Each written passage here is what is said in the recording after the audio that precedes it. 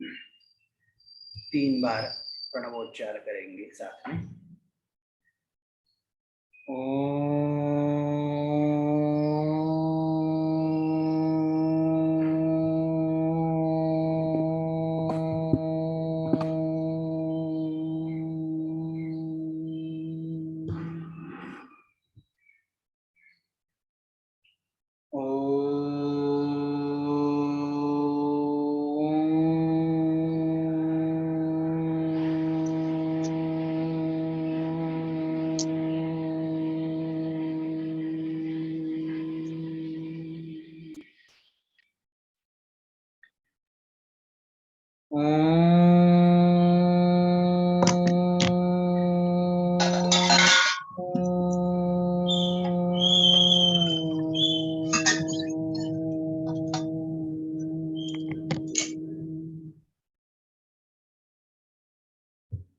वसुदेवसुतं देवं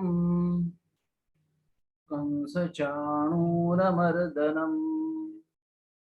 देवकी परमानन्दम् कृष्णं वन्दे जगद्गुरुम् कृष्णं वन्दे जगद्गुरुम्। गोपाल कृष्ण भगवान की जय।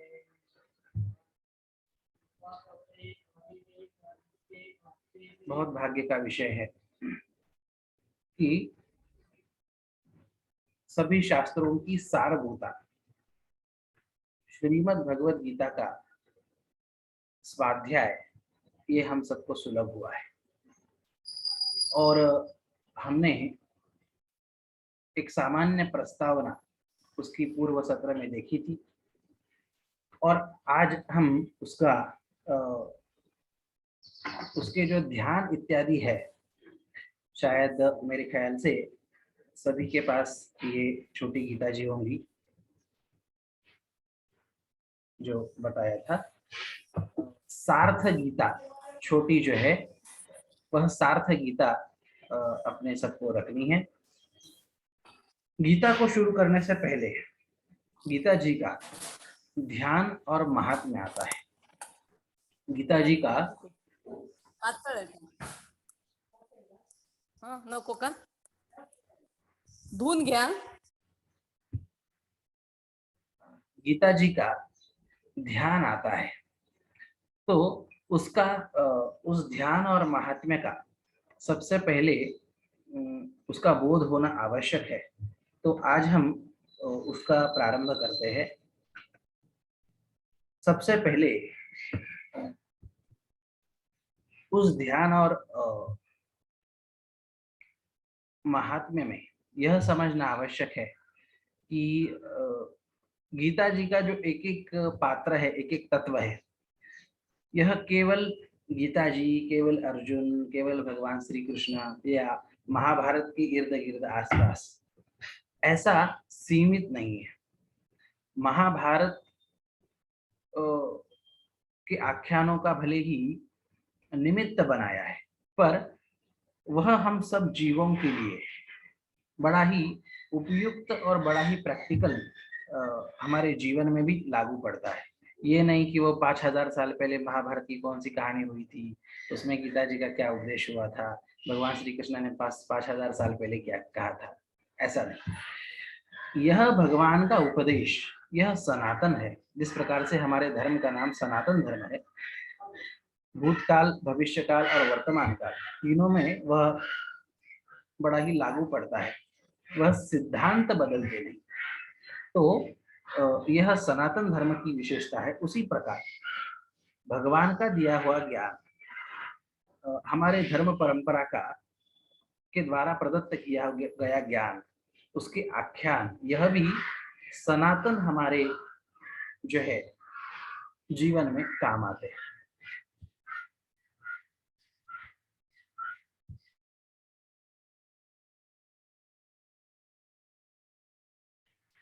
तो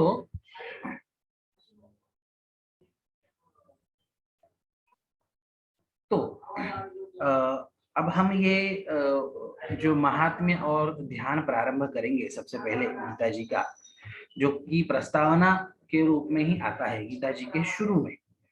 तो इसमें यह सब ध्यान रखना है कि इसमें महाभारत का उल्लेख है, इसमें और किसी चीज का उल्लेख है, यह सब हमारे जीवन से निगडित है। अब हमारे जीवन से किस प्रकार से निगडित है, इसे हम जो है इसे हम देखेंगे। अब देखिए, सबसे पहले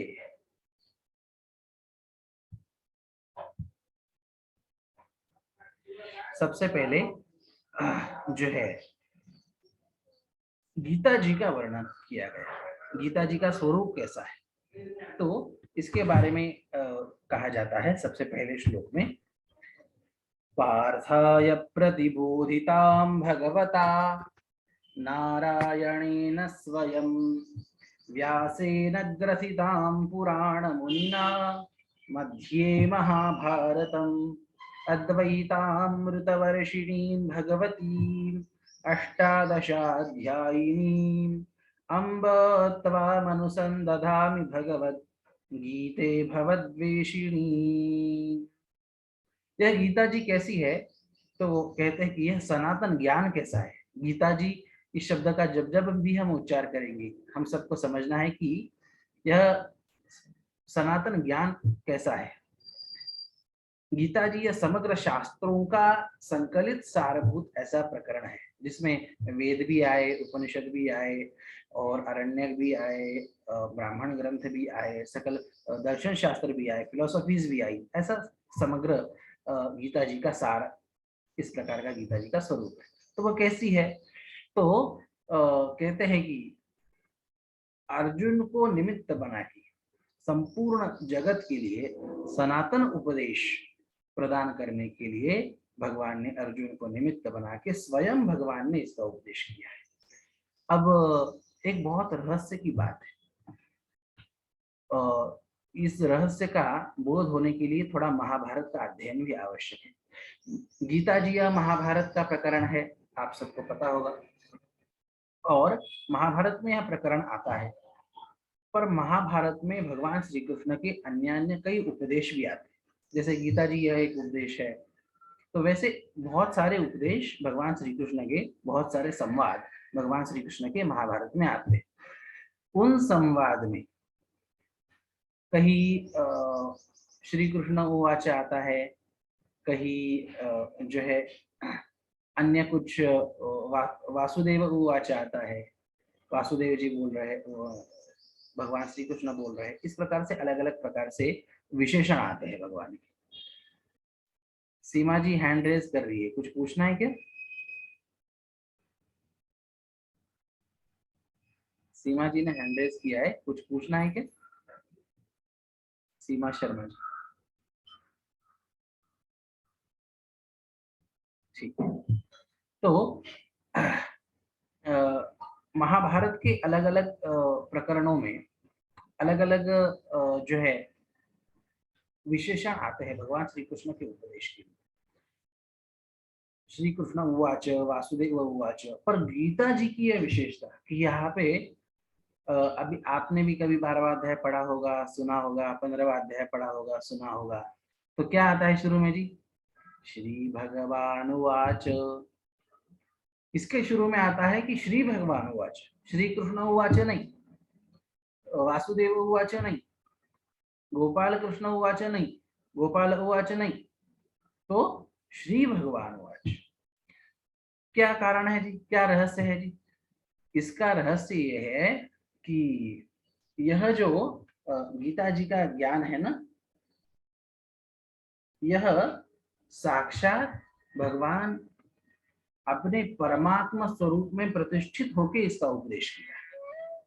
देखिए, भगवान अवतार लेते हैं, तो अवतार, अवतार शब्द का अर्थ ही है अवतरती अवतारा, अव अर्थात नीचे। तो अपने भक्तों के कल्याण के लिए नीचे उतरना, अपने स्तर से नीचे उतरना, इसे कहते हैं अवतार। अब परमात्मा का तो सर्वोच्च स्तर है, भक्त वहां तक कैसे पहुंच पाए उनकी कृपा बिना, और वो भक्तों के लिए नीचे आ जाते हैं कृपा करके, कृपा पूर्वक। तो उस लीला को अवतार कहा जाता है कि भगवान अपना वैकुंठ का ऐश्वर्य है, अपना और कुछ बहुत भगवान की बड़ी व्यापक भगवान का महात्म्य है, उसको भुला के भक्तों के लिए भगवान उनके जैसे सामान्य दिखने वाले स्वरूप में आ जाते हैं, उसे अवतार कहते हैं। तो जब अवतार भगवान का होता है तो जो है अब मनुष्य शरीर के स्वरूप में आए हैं तो उसके गुण धर्म तो कुछ न कुछ चिपकते हैं, पर जब भगवान चाहते हैं कि अपने मूल स्वरूप में प्रतिष्ठित हो तब वह प्रतिष्ठित हो सकते हैं। अब आप आपने सुना होगा या आपने सीरियल में वगैरह देखा होगा, महाभारत की हो या कृष्णा सीरियल हो, तो जब गीता जी का उपदेश करते हैं तो भगवान अपने विराट स्वरूप में आ जाते हैं, चतुर्भुज स्वरूप में भी आ जाते हैं, 4 हाथों वाले या विराट स्वरूप वाले। तो क्या है कि आपने व्यापक और ऐश्वर्यवान स्वरूप को भगवान प्रकट कर देते हैं और दूसरे समय वह रूप छिपा हुआ होता है। तो ऐसा ऐसा अवतार में होता है। अब भगवान जब चाहे अपने मूल ऐश्वर्यवान स्वरूप में प्रतिष्ठित हो सकते हैं, यह भगवान की विशेषता, और जब चाहे उसे ढक सकते हैं। तो गीता जी का उपदेश करते समय भगवान ने वसुदेव जी के बेटे, नंद बाबा के बेटे, यशोदा माता के बेटे, या जो है यादव है, इस प्रकार के स्वरूप में प्रतिष्ठित होकर गीता जी का उपदेश नहीं किया, अपने मूल ईश्वर स्वरूप में प्रतिष्ठित होकर गीता जी का उपदेश किया है। इसलिए यह गीता जी का जो सिद्धांत है यह वास्तव में मूलतः परमेश्वरी सिद्धांत, अपने ईश्वर स्वरूप में प्रतिष्ठित होके जो है भगवान इसका उपदेश गीता जी का करते हैं। तो इसलिए गीता जी के शुरू में जब भगवान बोलते हैं तो क्या आता है, श्री भगवान वाच। महाभारत के दूसरे आप भगवान श्री कृष्ण के संवाद में देखे, उपदेशों में देखे, तो यह आता है कि श्री कृष्ण उवाच वासुदेव उवाच, ऐसा आता है, श्री कृष्ण बोल रहे हैं, वासुदेव बोल रहे हैं। पर गीता जी का उपदेश करते समय स्वयं भगवान बोल रहे हैं। और यह भगवान बार बार यह इस प्रकार से अपने मूल ईश्वरीय स्वरूप में प्रतिष्ठित होकर कभी बोलते नहीं, बहुत कम बोलते हैं अपने मूल ईश्वरीय स्वरूप में प्रतिष्ठित होकर। इसका उदाहरण बताऊं? इसका उदाहरण ऐसा है कि महाभारत, ये गीता जी का उपदेश हो गया अर्जुन को, महाभारत का युद्ध हो गया, और अब सब होने के बाद अर्जुन ने ही भगवान श्री कृष्ण से एक बार एकांत में बैठे थे तब पूछा कि भगवान, युद्ध के प्रारंभ में, युद्ध को शुरू करते समय आपने मुझे गीता जी का उपदेश किया था, और उसके तुरंत बाद युद्ध शुरू हो गया, और उस हड़बड़ी में जो है आपने जो भी उपदेश किया था ना वो सब मैं भूल चुका हूँ, वो मुझे ठीक से जो है अवगत नहीं। आप ऐसा करो, आप फिर से मुझे वह गीता जी का उपदेश। भगवान गंभीर हो गए और कहा, अरे अर्जुन, अब फिर से मैं वैसा का वैसा उपदेश गीता जी का तुम्हें नहीं कर सकता, क्योंकि उस समय में मैं मेरे मूल ईश्वरीय स्वरूप में प्रतिष्ठित होकर तुम्हें मैंने उपदेश किया था, और वह जब चाहे वह धारण नहीं हो सकता। इसलिए अब मैं तुम्हें चाहे तो मैं तुम्हें एक आध उपदेश दे देता हूँ, पर वैसा का वैसा उपदेश यह संभव नहीं है, क्योंकि वह मूल ईश्वर स्वरूप में प्रतिष्ठित होके किया गया उपदेश है। और भगवान ने वहां पे एक सामान्य उपदेश अर्जुन को दिया जिसका नाम है उत्तर गीता। तो उत्तर गीता है, तो उसमें उत्तर मतलब बाद में बताया गया सामान्य उपदेश। तो भगवान भी स्वयं कहते हैं कि वह जो ईश्वरीय स्वरूप में प्रतिष्ठित होके जो उपदेश मैंने किया था वो अभी संभव नहीं है।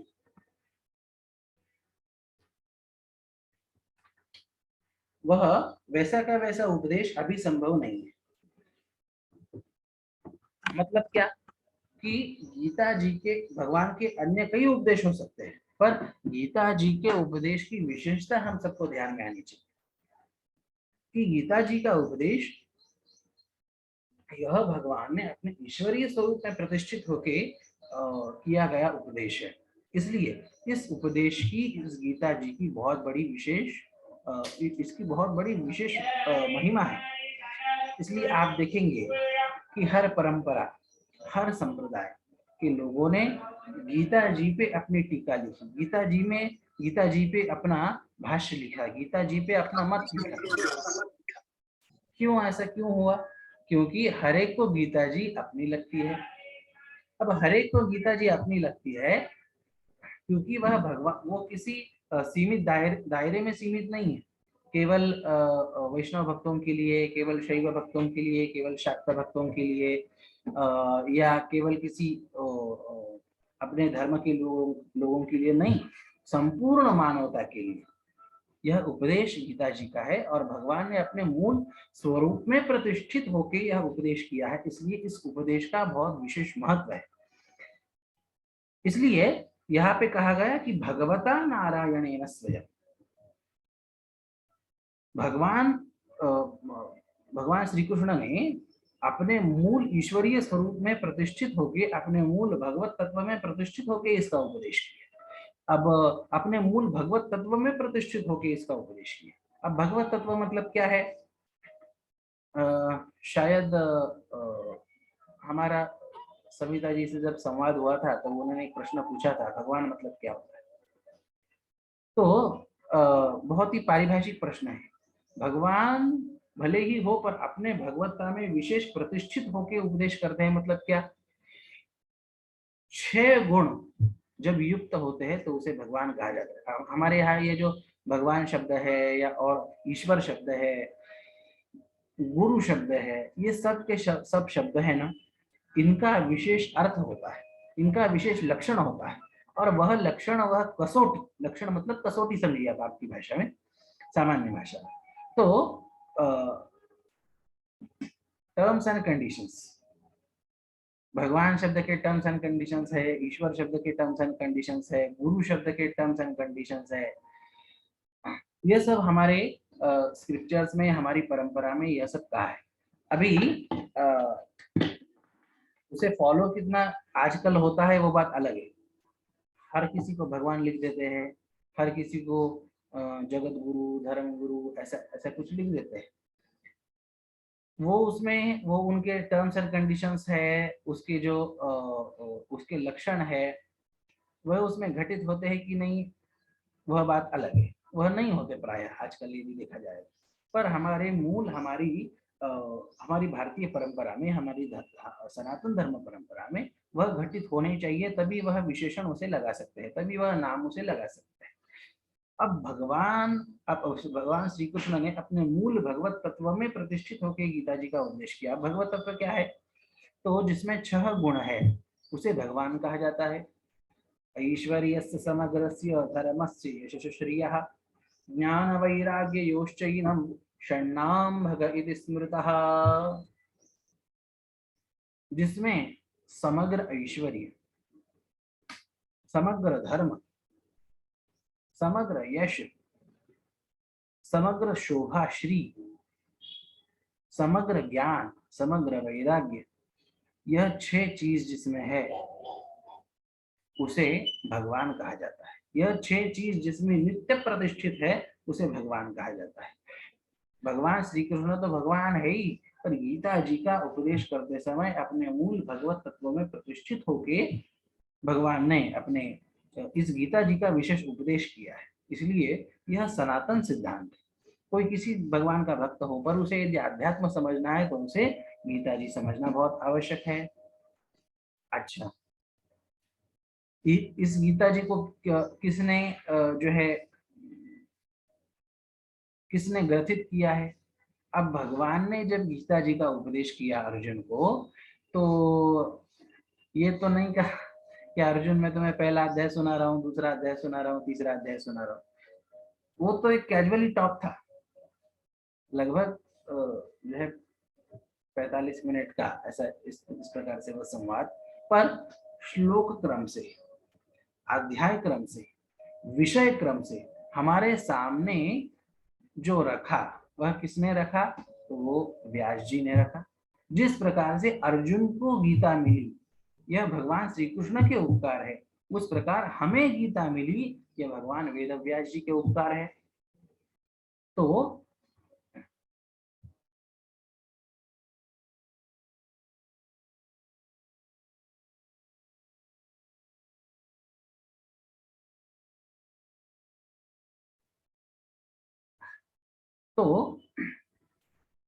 हमें जो गीता जी उपलब्ध होती है, महाभारत ग्रंथ में गीता जी आती है, महाभारत ग्रंथ ये वेद व्यास जी की देन है।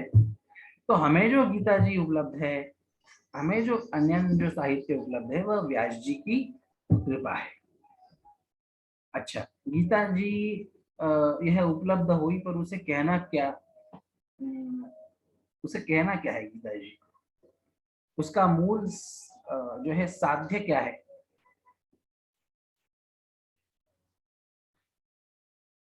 इसका मूल साध्य क्या है? पहुंचना कहाँ तक है गीता जी से? तो वह कहते हैं कि अद्वैतामृतवर्षिणी, यह गीता जी किस ज्ञान का, किस सिद्धांत का उपदेश करती है, पता है आपको? तो कहते हैं कि यह अद्वैत ज्ञान का उपदेश गीता जी करती है। अब गीता जी को क्या कहना है, इस पे एक मत थोड़ी ना है भाई। अब गीता जी पे सैकड़ों टीका है, सैकड़ों कमेंट्रीज है।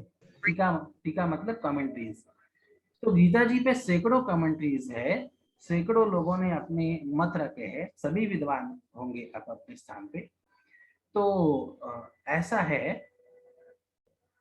तो ऐसा होने के बावजूद सबका अर्थ एक है क्या? हर एक ने गीता जी का अलग अलग मीनिंग किया है।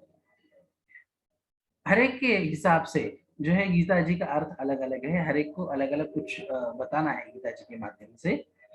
तो हर एक का अर्थ अलग नहीं है, पर यदि आप मूल गीता जी के ध्यान में देखें, तो हमें एक शब्द में गीता जी को कहना क्या है, पूरे संपूर्ण गीता जी के तत्व ज्ञान को कहना क्या है, ये हम एक शब्द में ध्यान में आ सकता है, और वो है अद्वैतामृतवर्षिणी। गीता जी को, गीता जी क्या, किस ज्ञान का, किस मत का, किस सिद्धांत का गीता जी उपदेश करती है, गीता जी प्रदान करती है? तो कहते हैं कि अद्वैत सिद्धांत को, अद्वैत सिद्धांत के ज्ञान के अमृत को गीता जी प्रदान करती है।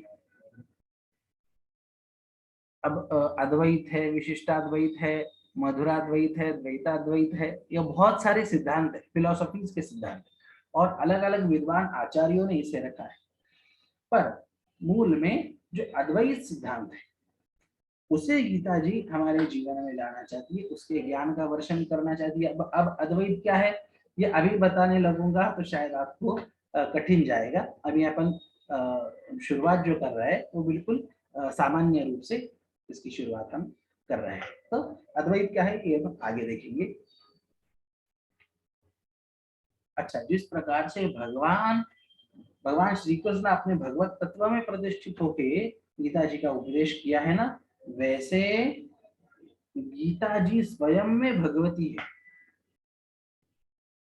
भगवान शब्द का, भगवती शब्द का क्या अर्थ है ये अभी बताया।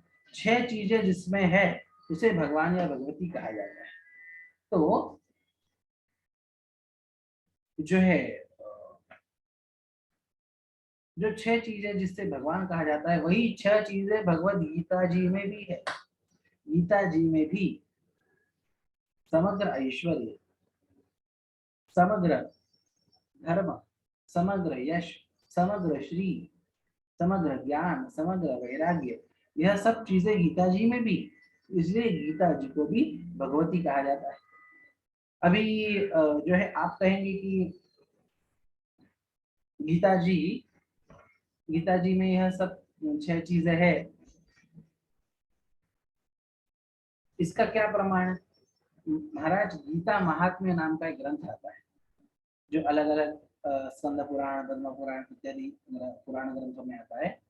गीता महात्म्य नाम से एक प्रकरण आता है, तो उसमें गीता जी के हर एक अध्याय का विशेष महात्म्य है।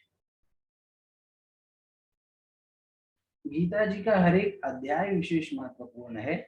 उससे क्या क्या फल प्राप्त होता है? गीता जी का एक एक श्लोक, एक एक अक्षर मंत्र में। अब हम गीता जी के अर्थ का विचार कर रहे हैं।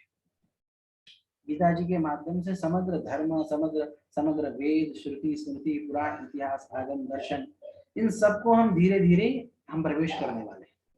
तो हम इसमें प्रवेश कर रहे हैं तो इस बात को समझना आवश्यक है कि इसका एक एक श्लोक, एक एक अक्षर, एक एक अध्याय यह मंत्रमय है।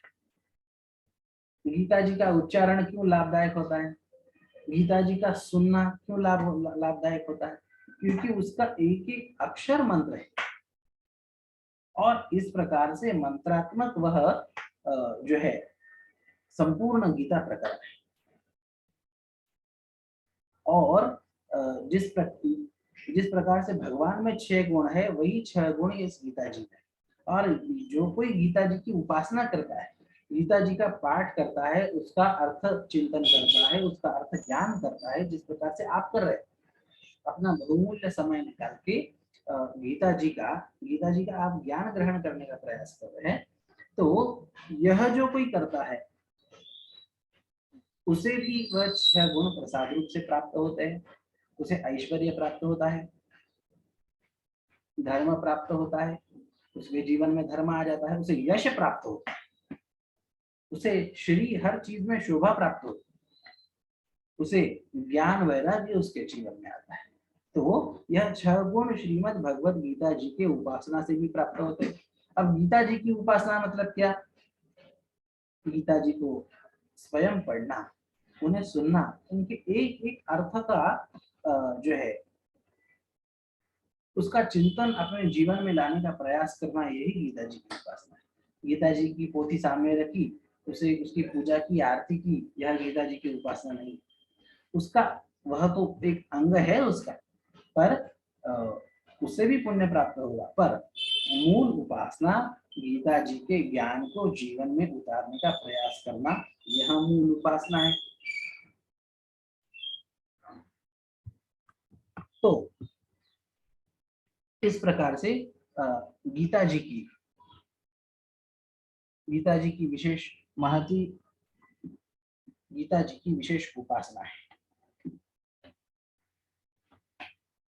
अब यह बात समझना आवश्यक है कि अद्वैत सिद्धांत का ज्ञान कराने वाली, अद्वैत सिद्धांत को अपने जीवन में वर्षित प्रदान करने वाली और अपने भक्तों को स्वयं भगवती होने के कारण प्रसाद रूप से वह भगवतीय गुण, दैवी गुण, दैवी संपत्ति प्रदान करने वाली है भगवत गीता जी है। अभी गीता जी के 16वें अध्याय में यह बात आती है, दैवी संपत्ति और आसुरी संपत्ति। तो यह दैवी संपत्ति प्रदान करने वाली गीता जी। हमें लौकिक संपत्ति तो पता है, पद है, प्रतिष्ठा है, पैसा है और कुछ है, तो यह सब क्या है जी? यह सब लौकिक संपत्ति। और दैवी संपत्ति जो है वह गीता जी प्रदान करती है। अच्छा, और वह गीता जी प्रदान करती है तो कैसी है वो गीता जी? क्या सुंदर वर्णन करते हैं उसको गीता जी का। अम्बत वामनुसंदधामि भगवत गीते भवद्वेषिणी। गीता जी माँ की तरह, जो साधक है, जो जिज्ञासु है, उनपे गीता जी माँ की तरह कृपा करती है। और जब भी हम गीता जी का चिंतन करें, जब भी हम गीता जी को जिज्ञासा रूप में हम ग्रहण करने का हम जब प्रयास करें, तो यह गीता जी माँ है और हम उसका ज्ञान ग्रहण कर रहे हैं। जिस प्रकार से एक आध विषय कुछ सीखना हो, बालक अपनी माता जी के पास जिस विनम्र भाव से जाता है ना, उस भाव से यदि कोई व्यक्ति जाता है, कोई व्यक्ति समर्पण अपना करके फिर गीता जी का चिंतन करता है, देखना ऐसे ऐसे अर्थ खुलते हैं गीता जी के, जो कभी ना पढ़े ना कभी सुने, पर वह अपने आप खुलते जाते हैं। और इसलिए गीता जी को माँ कहा। अच्छा, और गीता जी को माँ कहना ये केवल अपने भारत की ही संस्कृति नहीं, अपितु पाश्चात्य दार्शनिकों को भी गीता जी माँ लगती है। आपको पता होगा कि कई फॉरेन फिलोसोफर्स भी गीता जी पे अनुसंधान करके मानो गीता जी के पागल हो गए। गीता जी से उन्हें वो मिला जो उन्हें दुनिया की किसी ज्ञान परंपरा में नहीं मिला। कितने ही फॉरेन फिलोसोफर्स, इतना ही नहीं, आज भी कितने ही फॉरेन के लोग या गीता जी को अपने साथ में रखते हैं, गीता जी का विचार करते हैं।